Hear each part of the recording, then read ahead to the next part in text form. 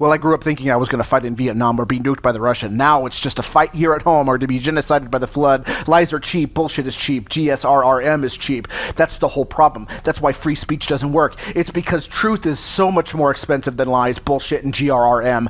And dismissal is cheaper than learning. Propertarianism isn't just one thing. It's a collection of things. I mean, you guys can ask me to simplify it all you want, but it's not that simple. It's a lot of stuff. Alone, property is just Jewish ghetto ethics. I say this as someone who has just successfully married for a long time, but in retrospect, might better have not have been. Love you all. Wink emote.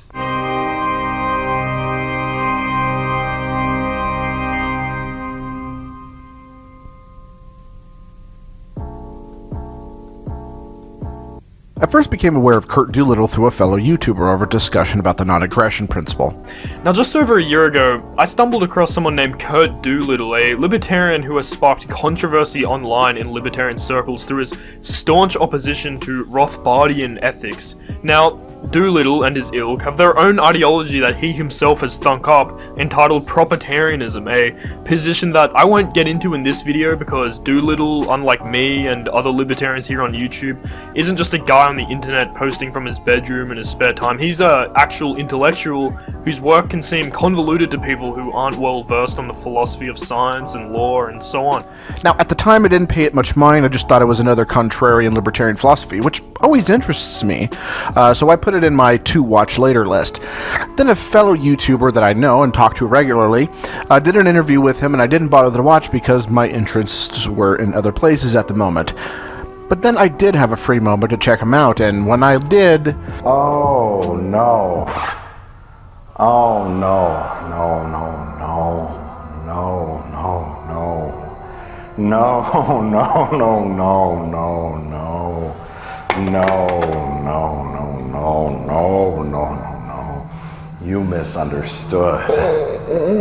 Oh no, no, no, no, no, no, no, no, no, no, no, no. No, no, no. Oh no, no, no, no, no.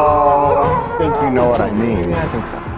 Now, considering I've done quite a bit of investigation into cults over the last 12 years, starting with Scientology, and mind you, this was a couple of years before Project Chanology ever happened, and more recently with this piece of shit, I thought I'd see how deep the rabbit hole went, and rest assured, it was deep.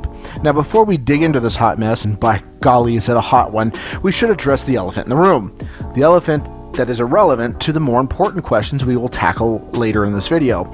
Is Propertarianism a cult? Is Curt Doolittle a cult leader? The answer is a definitive, probably, yes, kind of. Now, there's pretty objective criteria into defining what is and what isn't a cult, and I highly suggest that you should look into Hassan's BITE model or Robert J. Lifton's 8 criteria for a thought reform group to get yourself more acquainted with these ideas. It's hard for me to really dig into these myself, considering I don't really know too many ex-members who will talk about this, and nor has any cult expert really dug into this question. But we can examine how Curt and the Propertarian Institute operates to find some pretty glaring similarities. Number 1, meat before milk. Now, there are some people in my audience who have been familiar with this term, either coming from Mormonism, and yes, it's a cult, and this practice isn't alien to most other cults. When a Mormon comes to your door to tell you about their religion, how many times have you heard this? Hey, did you know that Jesus and Lucifer were brothers and they lived on a planet called Kolob with their father and our heavenly father Elohim? And did you know that the Garden of Eden was near Kansas City, Missouri? And did you know that Native Americans were actually Jews from Israel who were punished with their red skin for rebelling against Heavenly Father? No, what you get is, hey, did you know that there's a third part to the Bible that takes place here in America? Now, because cults tend not to tell you about the crazier parts of their religion right off the bat. Like babies, they think that you should be fed on milk before you can chew meat. Scientology doesn't tell you right off the bat about the galactic overlord of the Markov Confederacy, Xenu's genocide that resulted in spirits haunting your soul today. No. Jehovah's Witnesses don't immediately tell you about the fact that only 144,000 people could ever enter heaven. No.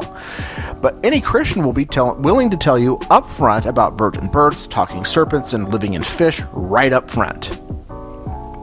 You know, I could ask any ideologue or political hack to summarize their political ideology very concisely. I think it's kind of a shitty thing to steal, defraud, or threaten or commit acts of violence against anyone, no matter what organization you belong to.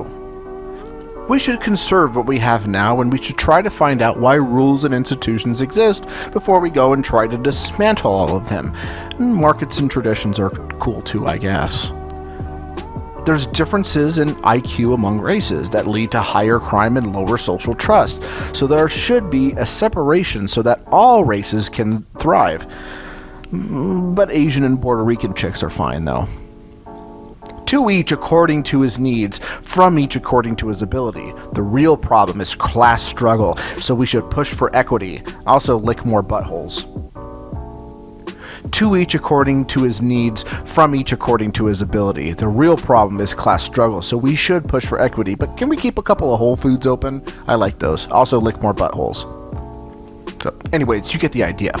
So how does this translate to Kurt and propertarianism? Well, let's ask Kurt what propertarianism is. I wanted to try to explain for the person who hasn't been a follower what is propertarianism.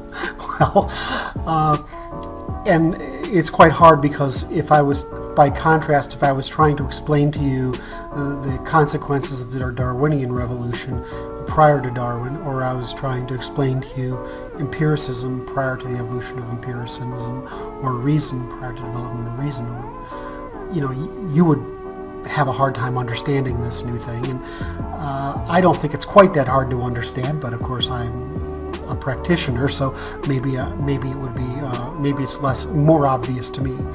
But really, the reason it's somewhat difficult is propertarianism corresponds to a collection of ideas, a really big collection of ideas. Mr. Hubbard, many millions of words have been said and written about Scientology, but I think there's still quite a lot of doubt in many people's minds as to exactly what it is. What is Scientology? How would you describe it? Well, it's very interesting. You've just asked a question like, what are the contents of the Encyclopedia Britannica? Answer in one word. Oh boy, that's not a good luck. Number 2, love bombing. Oh boy, do cults love themselves some love bombing. Ever went to a meetup and discover it was a cult because everybody was just so happy that you're there and want to compliment you on everything? This is a common trait of cults that Kurt not only does with his fans and customers, but to critics to an extent as well. He loves to tell you on Facebook and Twitter about how much he loves you and how great you all are. But remember, this love is very conditional. So Kurt, the savior of the scientific method, may love you today, but just question his bizarro philosophy and see how nicely he treats you. Number 3, abundance of information for you to sift through. Now, this isn't always the case, but it is a common hallmark of cults to provide you with TLDR. Why? Because you can hide all kinds of crazy shit in TLDR posts or a series of TLDR posts. However, for someone like me who makes a reasonable amount of content for people to consume, if I threw out something like The Matrix is an overrated movie, people know about it. It's easy for people to find and ask for citations and stuff like that. However, it's a bit harder if you have a huge body of work to go through. These are the Scientology books that I've collected over the years. If you were to ask me to cite some of the claims that I have made against Scientology, it would be hard for me to dig out the right book and quote it to you. Hell, look at this tome of what they would call an introduction to Scientology.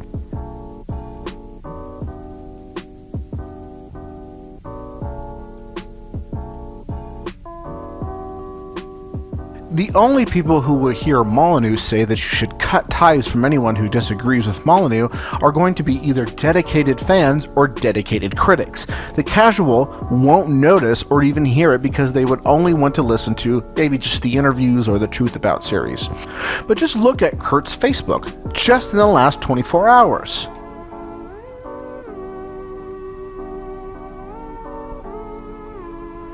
Jesus. Jesus fucking Christ. The other reason why cults do this is to help you dedicate your time not to outside things, but to spend more time and effort absorbing cult material. This also impedes your ability to critically examine what's being told, because there's just way too much information to parse or fact check. Again, if you disagree, it's because you don't understand, man, and you should just read more of his endless Facebook posts. Number 4. I can't put enough quotation marks around the word science, so I'm not even going to try. A lot of cults like to shroud their crude philosophy, not just as superior to the competition, but either divine in origin or scientific. Thus, questioning the philosophy itself would be akin to questioning the almighty creator, or questioning well-established scientific theories like the shape of the earth. It's the ultimate truth beyond the realm of question or dispute. If you even try to have disagreements with it, well, it's because you don't understand and you should read more. Truth cannot be found outside of the group. This is especially true for Doolittle and TPI. Doolittle has an algorithm to determine truth, and we'll look into that later in this video.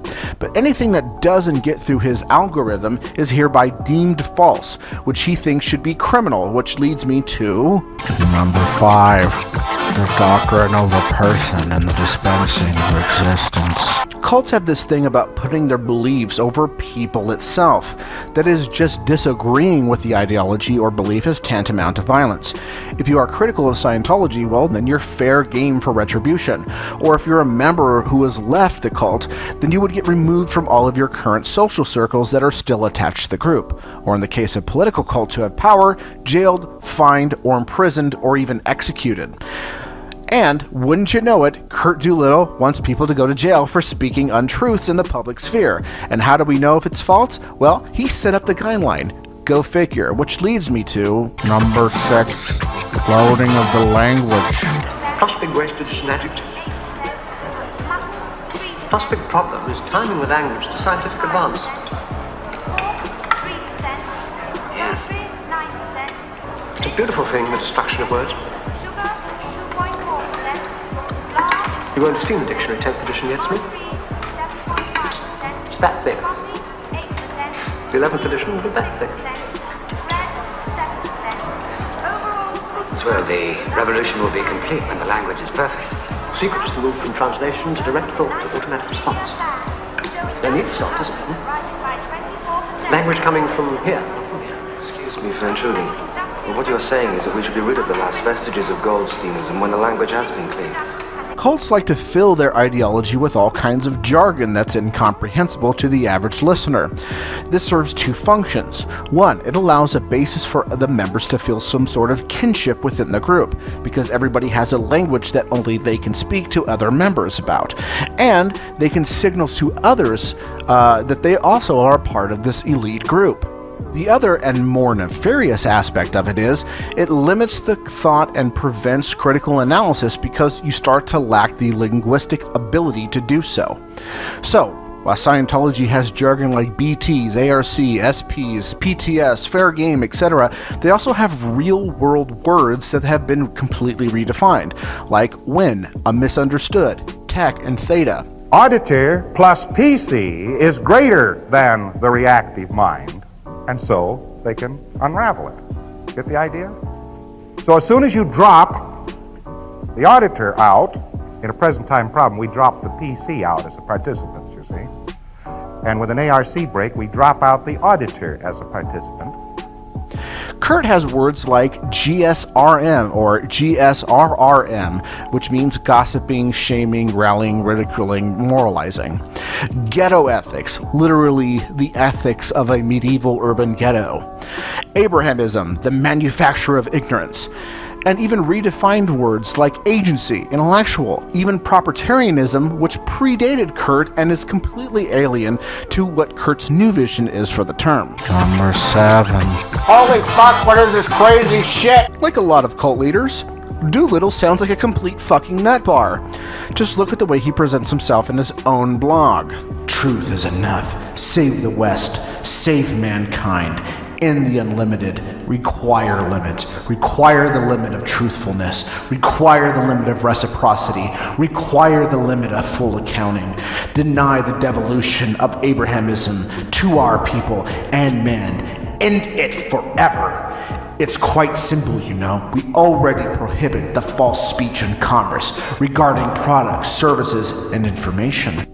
We need only extend that demand from the more immediate goods of products, services, and information to that of the less immediate goods, services, and especially information. Especially that information that, while perhaps imaginable and preferable, purports to be possible, good, or true, that is neither possible nor good nor true. What?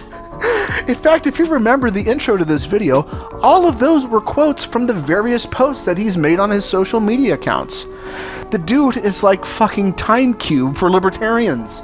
But now I'm sure you're wondering, Jim, okay, so he seems pretty culty, fair enough. But I mean, there's lots of workable systems that have stemmed from cults. In fact, most states have stemmed from cults, so it doesn't necessarily follow that it's wrong. What are your criticisms of propertarianism proper? Number 8, Kurt's criminal lie. So what is propertarianism in a nutshell? Well, it's completing the scientific method to the social sciences and coming up with an objectively true brand of far-right libertarianism where false political speech will be banned and will come after the inevitable U.S. Civil War, which propertarians are the inevitable winners. Kurt would put it as such. Propertarianism is a methodology that completes the scientific method, the application of that method to the law, a set of amendments to restore rule of law, including the prevention of lying about commerce, finance, economics, law, and politics in public speech. Unfortunately, this is a criminal statement according to Kurt. As mentioned earlier in the video, Kurt has proposed that the spreading of false information should be a criminal offense. Now, this is not going to be me screaming about my iced fruit, oh, free speech, free speech. This is going to be about why this proposal wouldn't just ban speech that Kurt once banned, but would ban speech that even Kurt says himself. Thus, by his own standard, he is a fraudster, at least he's been adjudicated to not be. According to Kurt, if one makes proclamations in the public sphere that are false, it is criminally prosecutable, or at least you'd be able to sue people for making false claims. Sure, when, say, Marxists promote propaganda, he's spreading false information that, if taken seriously by enough people, will harm a great number of people. Kurt tries to tie this argument to be identical to when a company engages in false advertisement. My snake oil will cure all that ails you, but there is a problem. If I buy Dr. Charlatan's snake oil, I'm being directly harmed. I would be foregoing working treatment for an ailment for a non-working one, possibly suffer some ill effects from that quack cure, and at best, the person is out the money he paid for the broken product. There is a direct, measurable harm. However, if I go on Twitter with an account that, say, has like 10 followers, and I say something like, gamers rise up, we are the most oppressed minority, there's no real harm to the people absorbing the information and participating in this call to action, even though it is false. More importantly, the reach is also important. You have people like the Venus Project who have been making false claims in the public sphere for a decade, many decades rather, and at one point amassed a following, the result of which spurred only some poorly attended conferences and some shitty YouTube videos, none of which affected an election or spurred any kind of political revolution anywhere. Secondly, what's to say what's true or not? Well, obviously it would have to be adjudicated in a court, which means anytime anyone says anything in the public sphere whatsoever, someone who disagrees with it will likely sue. In a world where slap suits are already inevitable, this just not opens the door for more of them, it blasts the walls down too. Anything anyone ever says in the public discord will be doubted by another person, even within their own sphere, and someone will want to stop it. Now, even if there's some magic formula to test whether or not something is true, you're still going to have to suck everyone's time, money, and energy up, having to adjudicate every spur who says something on Twitter. And for what? One person agreeing with them? And making no strides whatsoever? Meanwhile, people who have made speech that have caused people tangible harm, like false advertisement or credible threats of violence, all of that stuff would have to be put on hold while we run everything that Kurt has ever said through the ringer. Oh no, wait. His stuff won't, because he's dear leader who invented the whole thing, so I guess he's not a criminal for saying retarded shit like, this guy, Jesus, may or may not have existed. I'm in the camp he did exist. There's enough. There's no great record, but there's enough. Sure, he was the son of it looks like he was the son of a Roman soldier and a Jewish prostitute. Number 9. Them pizza rolls is good. Hey, where are you taking me? Am I being detained? Now, Kurt has this magic formula to decide whether or not things are true. And sorry for being so condescending, but magic is the only word to describe it because it doesn't fit in with any other category.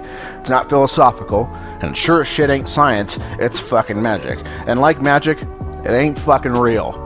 But let's just say that it's some real objective way to test truth, right? Let's just let Kurt have his win here, because it would be like pulling teeth to get anywhere with that with his devotees. This is not something that any moron could use to test things. It's a very convoluted and systematic way that would need to be completely adjudicated, and it would rest in the hands of expert testimony, which we all know is just fucking wonderful. Now, for example, I'm a Satanist. Now, there was a time where people were being thrown in jail for provably false claims on behalf of expert testimonies of satanic cult abuse. Now, I make a statement like, Satanism rejects the notion of supernatural entities like devils or gods, a claim which is provably and demonstrably true. Experts, quote unquote, would say that I am not only wrong, but a baby raper because they heard stories from fraudsters. Even with this table, an expert would have to go and be called in to testify that what I was saying was factually inaccurate. By the way, just out of curiosity, what happens when a scientist comes and sees the stuff and looks at it and says, hey, this proprietarianism ain't science, it's just a bunch of crazy horseshit? Because it is. Number 10. Science! Kurt thinks that he's completed the scientific method. Alone. Without any review from peers. None at all. Oh, and if you disagree, well, you just need to read more.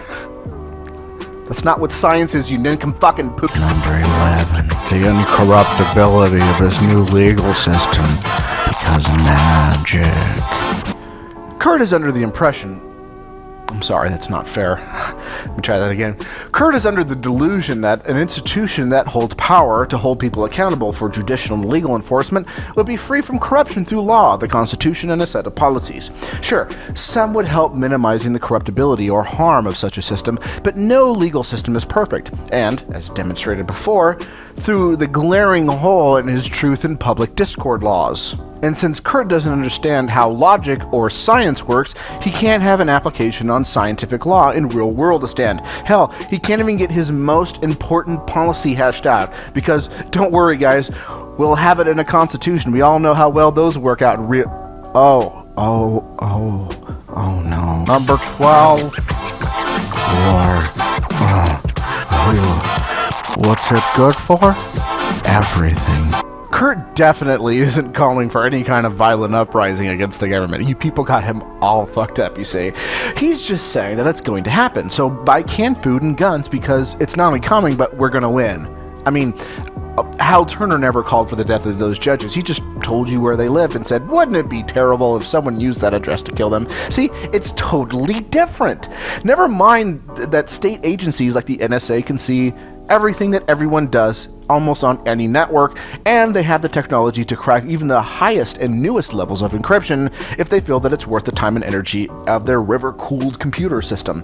Never mind that the state has the technology to suss out anywhere you may be hiding. Never mind that they also have the ability to fight the bulk of the ground war remotely with drones and targeted missile systems. Never mind the infeasibility of obtaining effective weapons against them. Never mind the backing of NATO and such a power grab. We're gonna win. Don't worry, guys. We're gonna win. We're gonna win! Sure, having an armed populace is great for ensuring that the US federal government doesn't take too much power, but there is a difference between an armed populace and a handful of fringe cult members who are all being currently monitored by the federal government for making vague, violent threats against them. Now, Kurt would say, I live in Ukraine, and I've seen revolutionaries take on their government with primitive and handmade weapons, with my own eyes. But this is an apples and oranges comparison for obvious reasons. Reasons so obvious, you don't need me to talk about formal logic to grasp. But Kurt says he knows about logic, so are you understanding the problem here yet? So, not only is propertarianism a cult, it's a death cult. Better get those Nikes! Oh, wait, no.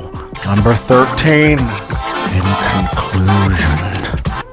I seriously regret not looking into this earlier. I really do. Not to blow the whistle or anything like that, but to sink my teeth into some crazy bullshit. I do love listening to crazy cult leaders and this crazy shit that they say, but this particularly was a blast. I'll still have a blast looking into Kurt and his nutty bullshit going forward. I also look forward to his too long didn't read comment that he's going to leave in the comment section of this video. But hey, if you got a bunch of time to kill and you don't mind dying in a drone strike or being monitored by government spooks, give propertarianism a go. You can take his classes online for only $100 a pop, which at the moment there's only one. There's just one. But hey, you'll be ready for a revolution that will never come, and you'll be the smartest propertarian working at the deep fryer at McDonald's. And knowing is half the battle. Worms.